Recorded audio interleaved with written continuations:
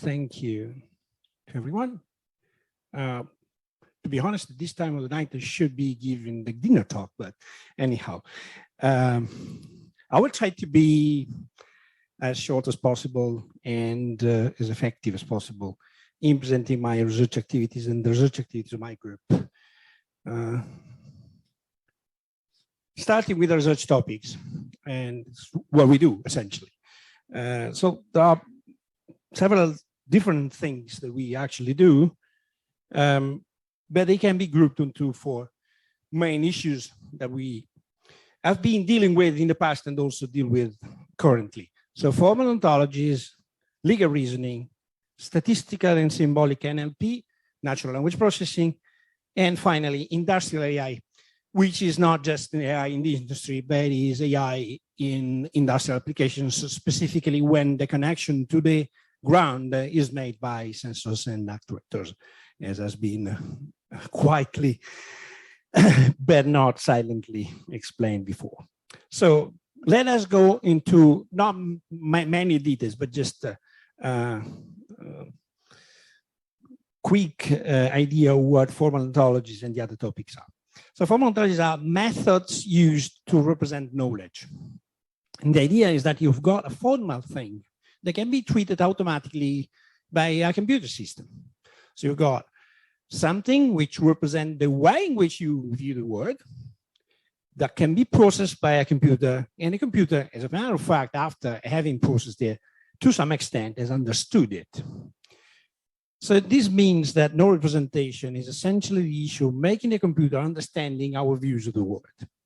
It's not easy because our views in the world are usually represented in an informal way, typically by documents. And in certain fields, in particular in legal reasoning, everything is a document.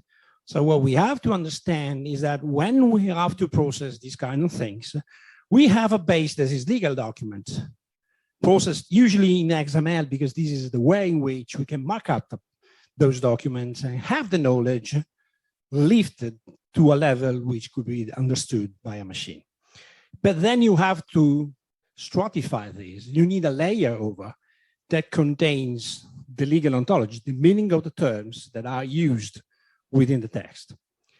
But you can't do all of these without specific logic rules, because the rules governing the legal reasoning are not the rules that we use commonly.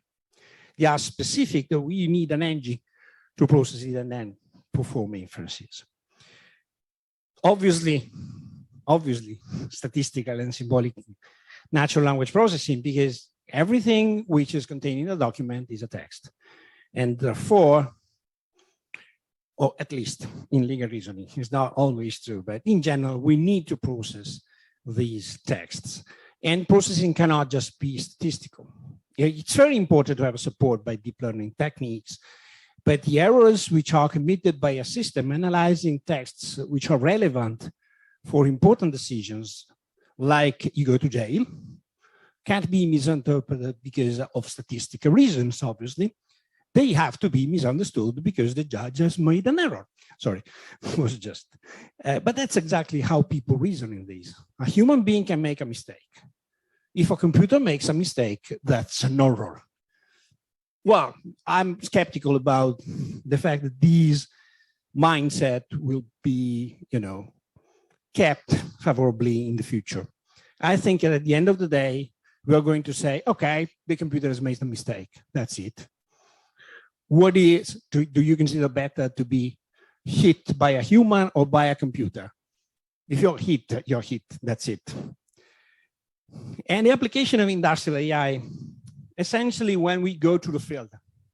And when I mean to the field, I mean to the field, because essentially our stronger application domain that we are looking at are three. One is agriculture. We have a long-term contract with an institution of Veneto region, that is Veneto Agricoltura, 4 years for applications in agriculture.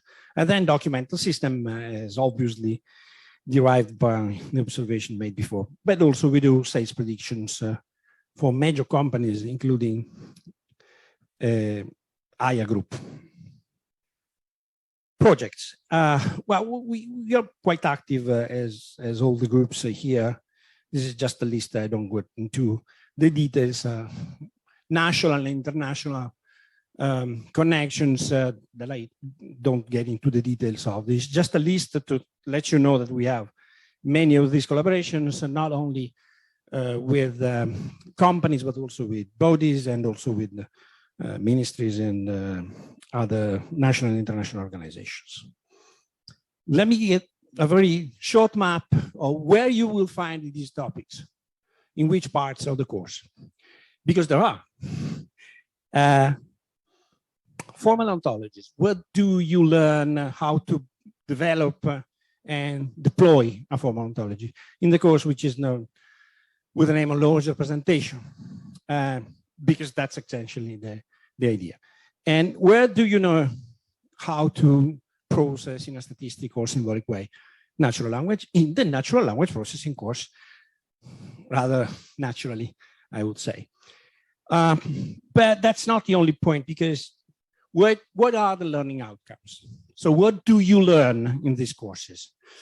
Technically, is the ability to build complex systems, because that's essentially is every course purpose in master in computer science. But what kind? Systems that process data with ontologies, namely interoperable ones.